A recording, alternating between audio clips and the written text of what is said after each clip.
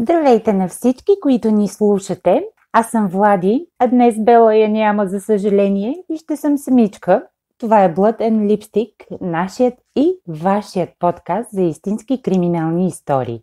Тази седмица е прекрасна и светла, защото е след Великденска. Христос Воскресе! Надяваме се всички вие да сте имали пълни и смислени празници, точно като нас, и всеки да е успял да възкреси в дума и душата си вярата, надеждата и най-вече доброто. Онова добро, което ни сплотява, прави ни хора, кара ни да се интересуваме повече от близките си, да си помагаме взаимно, да си показваме, че ни е грижа и да променяме себе си и света около нас. Седмицата бъка и от още празнични и почивни дни, но за мен почивка няма. Захванали сме се и правим този подкаст с голям кеф и сме сигурни, че и за хората, с които сме от една кръвна група, винаги има време да послушат още някоя и друга заплетена криминална история. Ето защо няма да ви предаваме точно сега. Както всяка седмица, така и тази съм ви подготвила една чисто нова убийствена история. Тя започва в един слънчев ден, уханен, майски, преди 11 години, с мечтата на едно 23-годишно момче.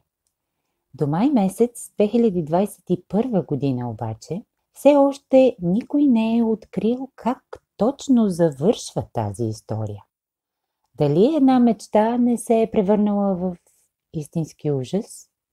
Дали един човешки живот не е завършил насилствено?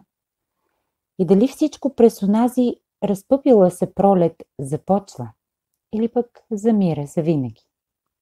Това е историята на Петър Димитров от Попово. Студентът изчезнал мистериозно след посещението си в Американското посолство.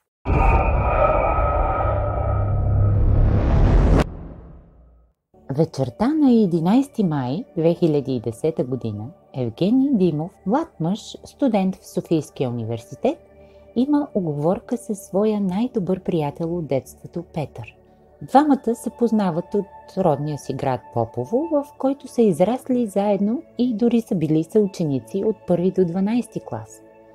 После, след завършване на гимназията, пътищата им се разделят, всеки избрал да следва това, което го влече, но и двамата заминават за големия град София. Евгений избира да учи в Алма Матер, а Петър кандидатства в Академията на МВР в Симеоново. Той има всички необходими данни, за да бъде приет.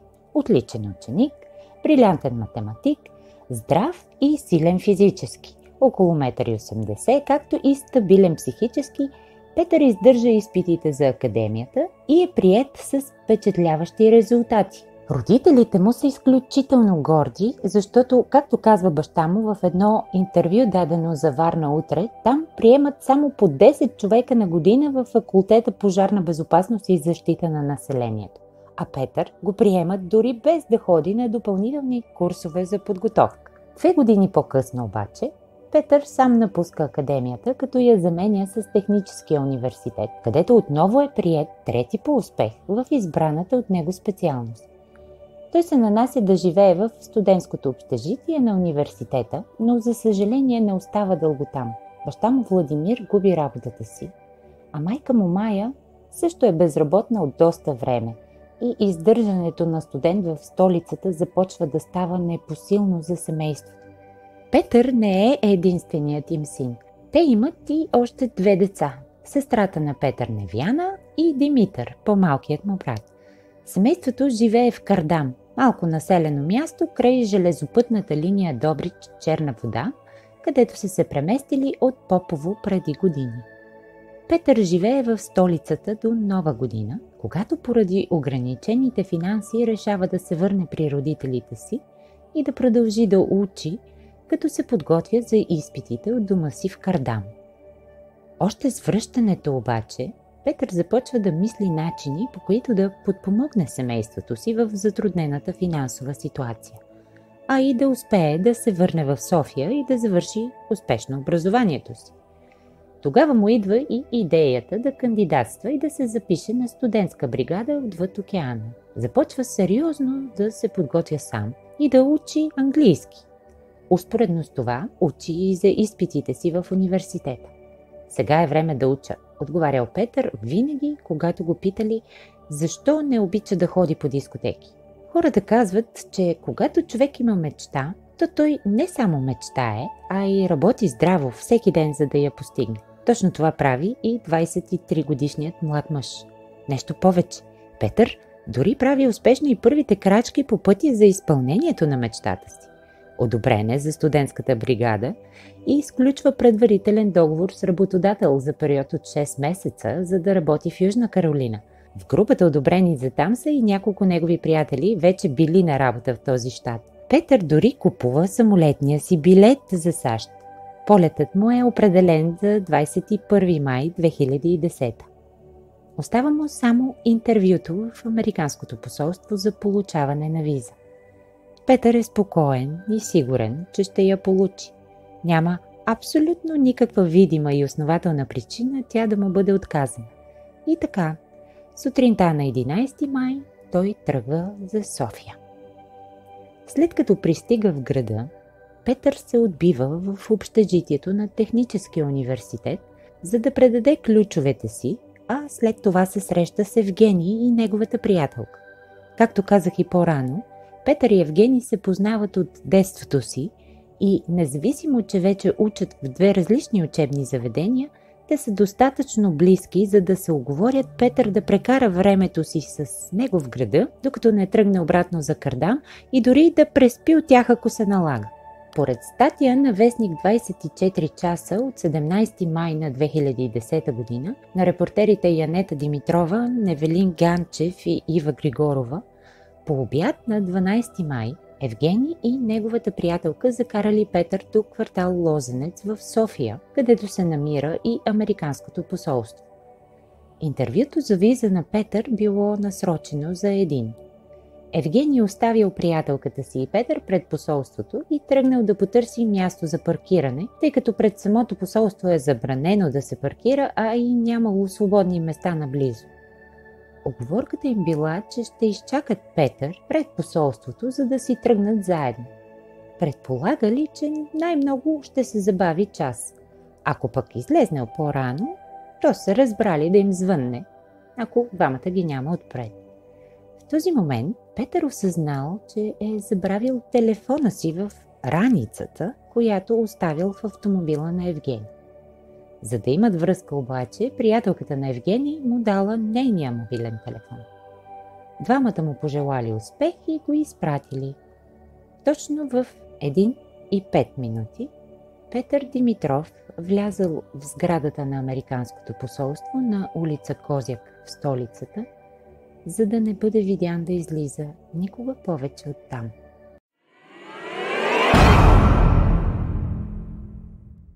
Точно както била уговорката им, Евгений и неговото момиче отишли пред посолството, за да изчакат Петър в 2. Тези години там отпред винаги е имало много хора, но двамата разгледали всеки и не видели Петър. Сигурно са го забавили повече, помислили си и продължили да чакат. И чакали, и чакали, и чакали. Направили опит да се свържат с него, но телефонът, който му били дали, бил изключен. Времето минавало, а хората пред посолството уредявали все повече. Изминали цели 3 часа. Към 5, след поредния неуспешен опит да се свържат, двамата тръгнали да обикалят из Лозенец, за да се опитат да го открият, ако по някакво вселенско съвпадение са се разминали и той е седнал на някое кафе. А после пак се върнали пред посолството, почакали още малко и решили да се прибират. Сметнали, че може би Петър ще ги потърси по-късно от дома им, а когато до късно вечерта не успели да се свържат с него, даже решили, че може би си е тръгнал обратно за Кардам, а батерията на телефона, който е у него, е паднала. В малкото градче по това време обаче, семейството на Петър също безуспешно се опитвало да се свърже с него. Брат му Димитър звънял много пъти на телефона му, който за съжаление не знаел, че не е у него. Опитал се дори да се свърже и с Евгений, но и приятелят на брат му не е отговарял на обажданията. Уговорката им била да се чуят, за да се разберат какво е станало с визата. След като така и не получили информация, бащата на Петър, Владимир, решил да отиде и да го изчака на гарата в Попово, където пристигал влака от София. Когато влакът спрял на перона в 2:30 през нощта, обаче Петър го нямало. Вече сериозно притеснен, баща му започва неуморно отново да звъни и да се опитва да се свърже с сина си. Едва тогава успява да говори с Евгений, който отговаря на обаждането на притеснените родители от телефона на Петър. И двамата бързо осъзнават, че докато са си мислели, че той си е тръгнал за Кардам, действителността е много, много по-страховита. Петър е изчезнал без следа. И никой от тях не знае къде може да се намира младият мъж в момента, нито какво прави, нито дали е добре, или какво се е случило на интервюто му за виза в посолството. Двамата се разбират, че ако до сутринта Петър не се свърже с тях, то Евгений ще отиде директно в полицията. На 13 май приятелят на Петър, Евгений Димов, отива в 4-то РПУ и подава сигнал, че Петър Димитров е изчезнал след интервю за американска виза в посолството на 12 май и никой не го е виждал и няма връзка с него от тогава. Той подава официално и молба за издирване. Бащата Владимир пристига в столицата на 14 май. Той, разбира се, отива също в полицията, но решава и сам да потърси отговори от дипломатическата мисия у нас. В свое интервю за Варна утре, препубликувано в една от официалните страници във Фейсбук за издирването на Петър, създадена от Николай Колев Босия, Владимир споделя: "Допуснаха ме само до консулството, където служителка, която се представи като жената, която е взела интервюто от Петър, ми каза, че той е подправил оценките си в студентската си книжка. Но той си призна и ние му простихме", бяха точните й думи. На въпроса на Владимир какво означава това, тя е обяснила, че виза ще му бъде дадена, ако документите са редовни, така че да се върне по-късно и ще получи право да отиде в САЩ. Жената обяснила на бащата, че той е приел нормално временния отказ и е излязъл от сградата съвсем спокоен. Служителката казала, че се разбрали и че Петър има прекъснати студентски права в Техническия университет в София за следващите 10 години. И изпращат бащата на Петър да си ходи с информацията, че имали кадри от камерите, които са го снимали как излиза от сградата и тръгва към светофара. Сигурно са се разминали с Евгений за 1-2 минути, споделя в интервю Владимир Димитров, отпечатано в 24 часа на 17 май. Според Варна утре, информацията за прекъснатите студентски права обаче притеснява много семейството и приятелите на Петър и Владимир лично отива да провери в висшето учебно заведение. Оттам го уверяват, че такова нещо няма и потвърждават, че Петър е редовен студент с непрекъснати права. Това кара Владимир сам да започне свое издирване, успоредно с органите на реда. Той пише до медии, до институции, свързва се с най-различни хора за помощ. Много медии разпространяват информацията, че Петър е бил в посолството, че има запис на охранителните камери, които го показват да влиза и излиза от сградата, разпространяват снимките му и описание на облеклото, с което е бил в деня, в който изчезва. Светло-сини дънки, фланелка на червено-черни раета и бели маратонки. Във Фейсбук приятелите му създават групи и страници с надеждата повече хора да се включат и да разпространят информация. Силите на реда проверяват абсолютно всички болници и спешни медицински центрове, както и граничните пунктове на страната. Но времето минавало, а от Петър нямало и следа. И тогава, няколко дни след изчезването на синът им, семейството му получава 2 загадъчни и анонимни СМС-а. Чуйте сега сами какво казва Майя, майката на Петър, за тях в едно интервю, дадено пред BTV.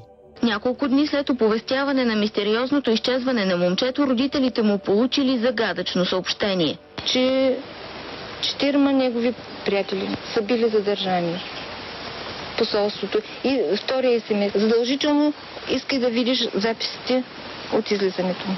Разбира се, Владимир веднага отива и моли за съдействие както нашата полиция, така и посолството на Съединените американски щати да му покажат видеозаписите от камерите за наблюдение.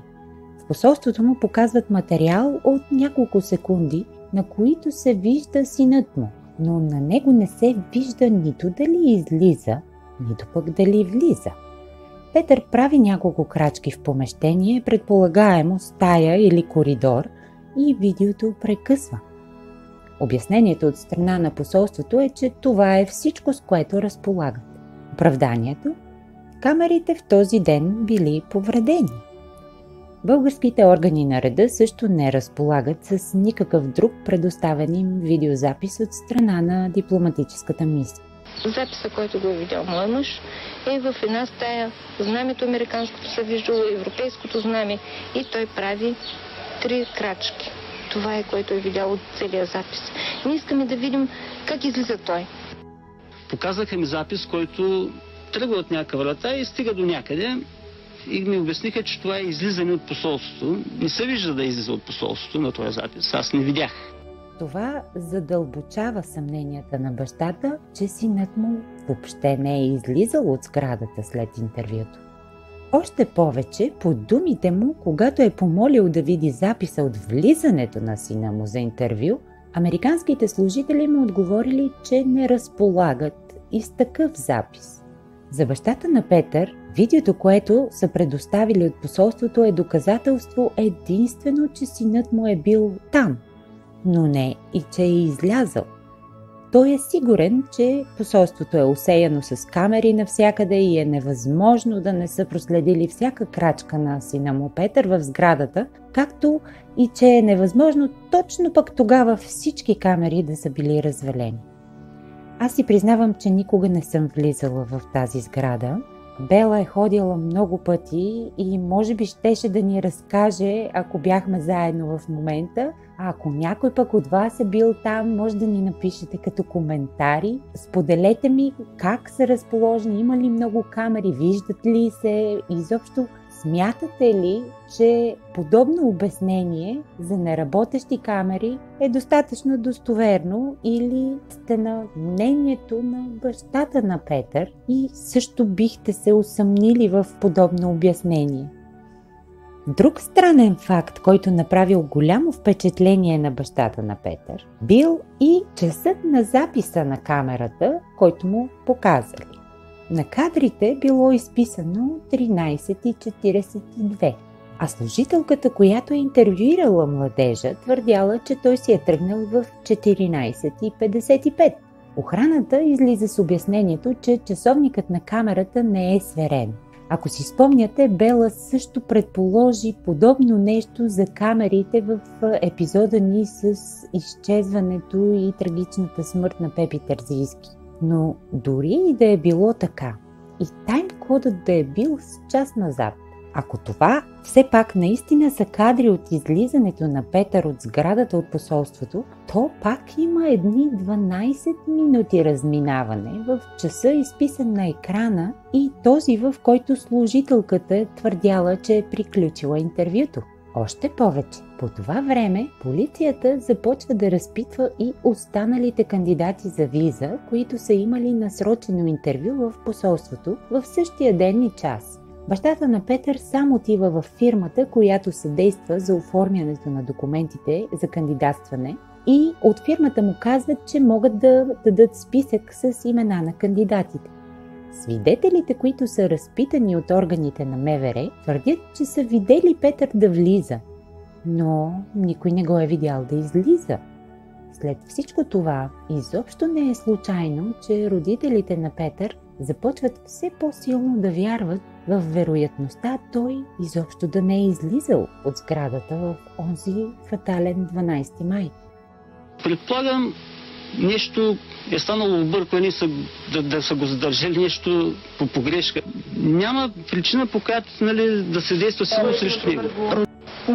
Гадаем и мислим, че посолството. И има и хора, които са го видели там, вътре в посолството. Оттам нататък край. Около седмица след втората среща в посолството, в ефира на BTV гостува и посланникът на САЩ в България по това време Джеймс Уорлик. Посланник Уорлик, преди да напусне дипломатическата си длъжност и да се отдаде на работата си в руска фирма, в която е партньор и към момента, поне според профила му в Twitter, освен с този мистериозен случай, той набира популярност в страната ни и с участието си в един епизод на телевизионния сериал «Стъклен дом». Посланник Уорлик заявява в ефира на BTV, че ще съдейства на родителите и на властите по всякакъв начин за откриването на Петър. Той твърди и че поддържа връзка с тях. Това обаче се оказва, че не е истина. Семейството на Петър вижда този човек за първи и последен път по телевизията. Въпреки че окуражен от интервюто, Владимир се опитва да си уреди среща с него няколко пъти. За съжаление, това никога не се случва. Все пак Владимир не се отказва и за минута не губи надежда. Той продължава да кръстосва между институциите и всеки ден е или в Министерството на външните работи, или в полицията. Отива и за трети път в посолството на САЩ. Този път охраната отново показва на Владимир същия запис, но това, което веднага му прави впечатление е, че записът е с няколко стотни от секундата по-дълъг, но достатъчно, за да се види лицето на жена, към която Петър върви. Владимир веднага насочва вниманието към този нов факт и дипломатите поемат отговорност и обещават да идентифицират тази жена. За съжаление, и до ден днешен полицията не е получила информация за нейната самоличност и никой няма никаква идея коя е тази жена. Дали е била посетител, дали е била служител, българка ли е или не. По-голямата дължина на записа обаче, според мен с достатъчно основание, засилва подозренията на Владимир, че посолството има още кадри на Петър, но не иска да ги покаже. Той прави за пореден път отчаян опит да се добере до повече информация и отива за четвърти път в дипломатическата мисия. Събраха се шефът на администрацията, член на охраната, който беше българин, заместник-посланникът, други охранители, полицай от разследването. Тогава ми обясниха, че повече от предоставената ми до този момент информация няма да ми бъде дадена. И на практика ми казаха, че не искат да ме виждат повече, разказва Владимир пред Варна утре. Интересното за този материал, който цитирам, е, че е свален от интернет. И единственото място, на което може да бъде намерен, е, както казах, страницата във Фейсбук, създадена от Николай Колев Босия, в която той го е препубликувал. За хората, които не са запознати с това име, Николай Колев Босия е български дисидент, поет и журналист. Създател е на първия независим синдикат в България и председател на Независимото дружество за защита правата на човека от юни 90-та година до юли 92-та. Казвам го, за да разберете, че той не е съвсем случайен човек. Разследващият полицай поискал да бъдат предоставени поне записи и документи от самото интервю, но от страна на посолството не предоставят такива. На въпроса към Владимир какво е постигнала полицията, той споделя пред изданието с разочарование, че 2 седмици след 12 май 50 служители претърсват основно Южния парк, който е в близост до посолството, но за съжаление не откриват никакви следи, които могат да доведат до някаква идея какво се е случило с Петър в онзи ден. Дните минават и се превръщат в седмици, седмиците в месеци. През това време Владимир се среща с представители, директори, заместник-директори, секретари на всякакви институции, сред които са МВР и Външно министерство. В Министерски съвет разговаря 2 пъти с секретарката на Бойко Борисов, която го е уверила тогава, че той е уведомен за случая. заедно с министъра на вътрешните работи в това правителство, Цветан Цветанов, двамата дори били казали, че ако се наложи, ще се свържат с Интерпол, но няма дипломатически протокол, по който премиерът може да се обърне лично към американското посолство. В отчаянието си Владимир дори моли да се срещне лично с главния прокурор Борис Велчев, който му обещава да говори с представители на посолството, но и това обещание остава без резултат. Навсякъде съм търсил съдействие, но казват, че се работи, че се прави всичко възможно, но резултати няма. Знае се, че е влязъл вътре, провел е интервюто, но друга информация няма. На всички възможни места отидах. Няма вече с кого да говоря. Само при президента не съм ходил. Владимир споменава президента и наистина решава да се обърне към него. Почти месец след като от сина му Петър няма никаква следа, Владимир пише писмо и до президента. Но не е този на България, а самият американски президент, по това време Барак Обама. Това съобщава самият Петър на 11 юни на пресконференция в Попово, предава БТА. Не обвинявам никого за нищо, но за да мога да изискам от българските институции да издирят сина ми е необходимо реално доказателство, че е напуснал сградата на посолството. Затова се обръщам към вас с огромната молба да ми съдействате. Убеден съм, че органите за сигурност на посолството на САЩ разполагат с достатъчно доказателства, които да ме убедят, че той е напуснал сградата и да ме информират за неговото психическо състояние при напускането, тъй като виза му е била отказана, пишел Владимир в писмото си. След пресконференцията от прес-службата на Американското посолство заявяват пред BTV, че оказват пълно съдействие на бащата на студента, както и на полицията и външното ни министерство по този много важен случай. Оттам изразили и надежда момчето да бъде открито живо и здраво и в най-скоро време. Но минава още почти месец, преди медиите отново да гръмнат с заглавия за студента, изчезнал безследно. На 3 юли в пуста местност, близо до едно селце, в което по последни данни живеят едва 14 човека, възрастен овчар се натъква на ужасяваща гледка, която отново връща името на Петър Димитров на първите страници на всички вестникарски и интернет издания.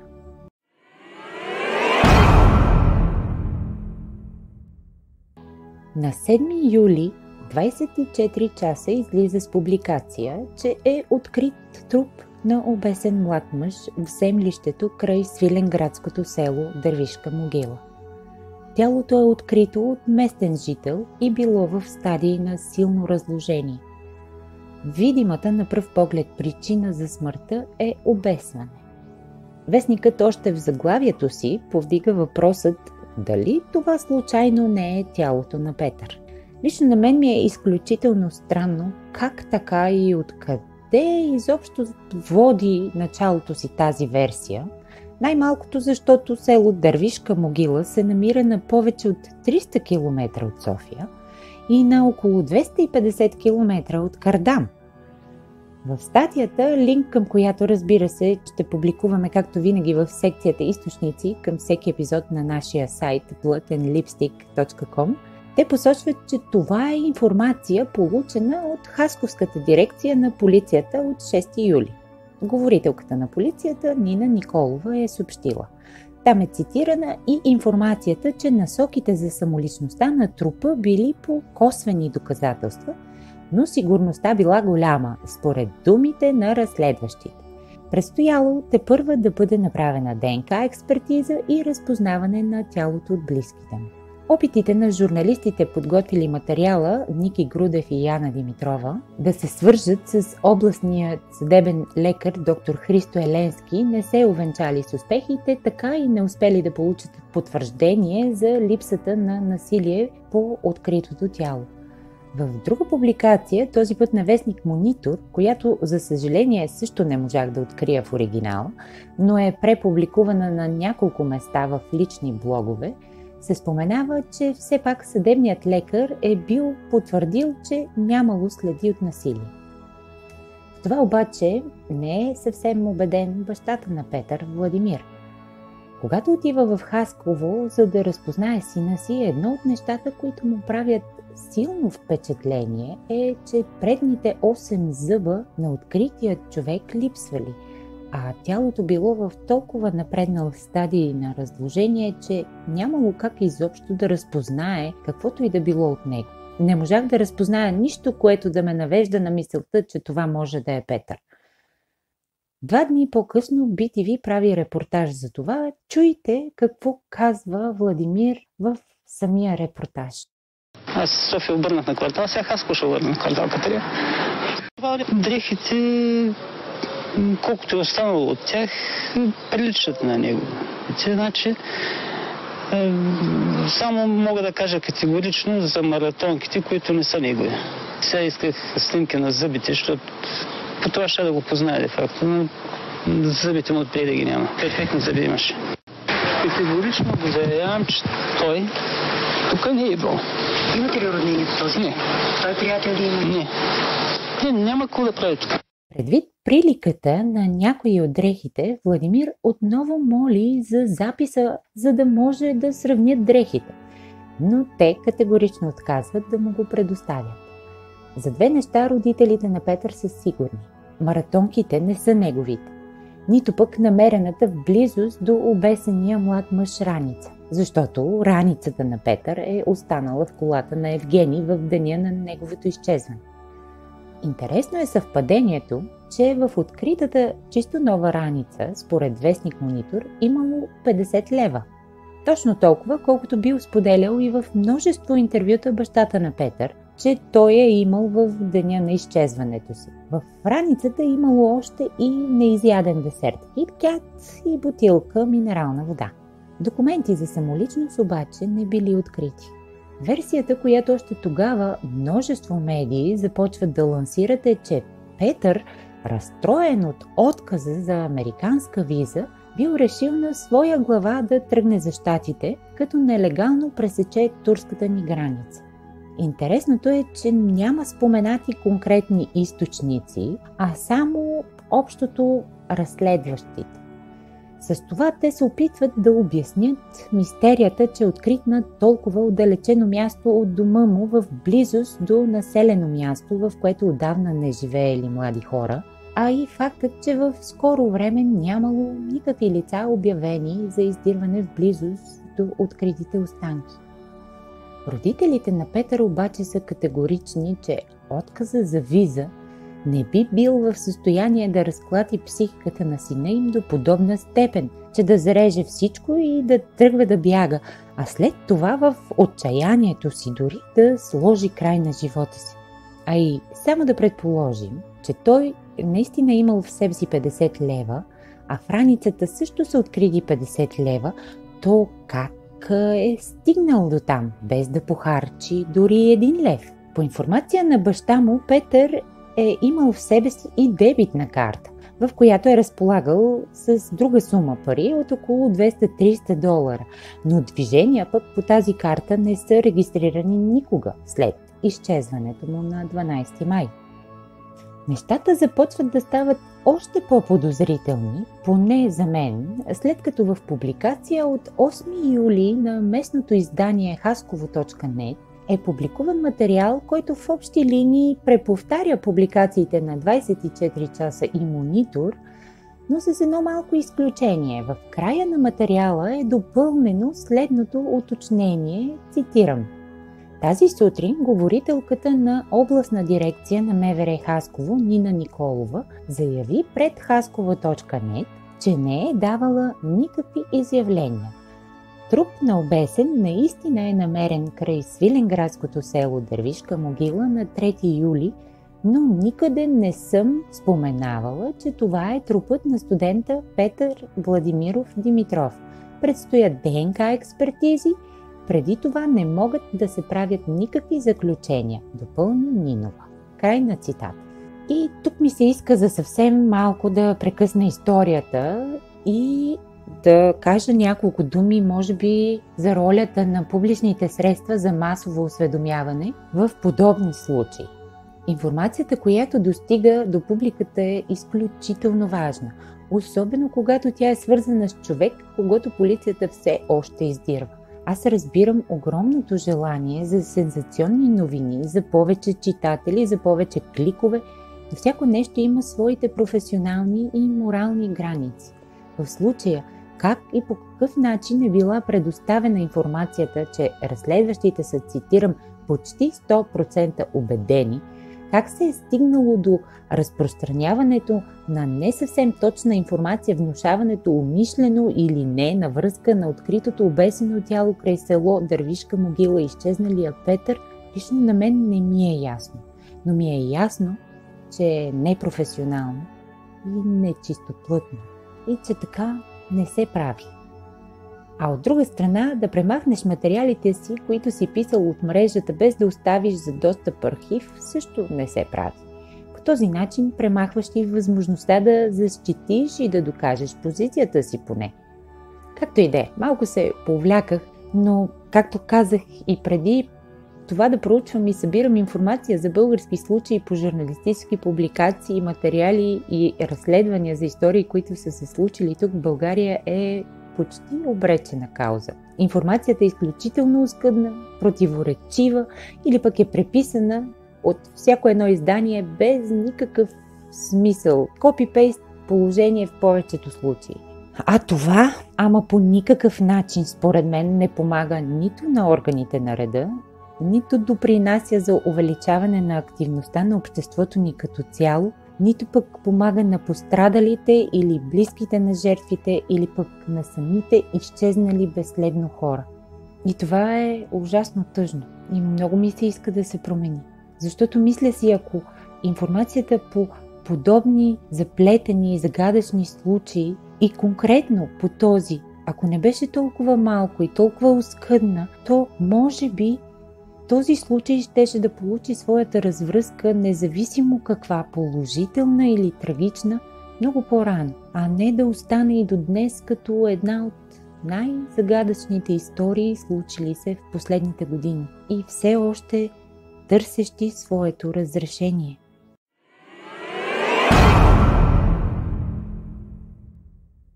От публикация в Dir.bg, цитираща Хасково инфо от 09 юли, на този ден родителите на Петър са привикани за трети път в Хасковското полицейско управление, като този път е за да им бъде взета ДНК проба. Според същата публикация, съдебният лекар в Хасково все още не се е произнесъл на каква възраст е намереното тяло в Дървишка могила, нито кога евентуално е настъпила смъртта. И независимо, че медиите ги заливат с твърденията, че намереното тяло е почти 100% сигурно, че е синът им, Майя и Владимир Димитрови продължават да вярват, че Петър е жив. В България в Института по криминалистика има лаборатория за ДНК експертизи. Тя е оборудвана и работи, но като акредитирана такава получава акредитацията си едва през 2015 година. Към днешна дата предполагам, че този тип експертизи се извършват там и не отнемат ужасно дълго време. Но преди 11 години тези проби се изпращат за анализ в чужди лаборатории.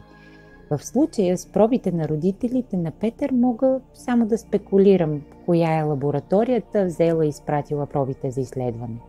Където и да са били изпратени те и по какъвто и да е начин да са били изпратени, те се бавят много повече от 2-3 месеца, както първоначално са били обявени. Последната публикация за тях, която може да се открие в мрежата, е от 4 януари 2011 година на Дарик Радио. На сайта на медията с няколко изречения се споделя, че ДНК експертизата все още се бави, но не пропускат да споменат отново, че разследващите са почти сигурни, че откритото тяло е на изчезналия Петър. И там историята и медиите спират. нито една нова информация за изчезналия Петър или за откритото тяло на обесения мъж край дървишка могила не излиза наяве.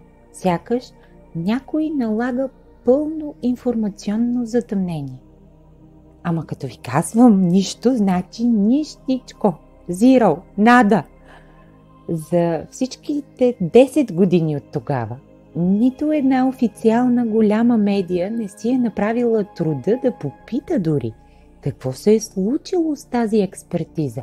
Пристигнала ли е изобщо? Доказала ли е или е отхвърлила връзката между Петър и откритото тяло?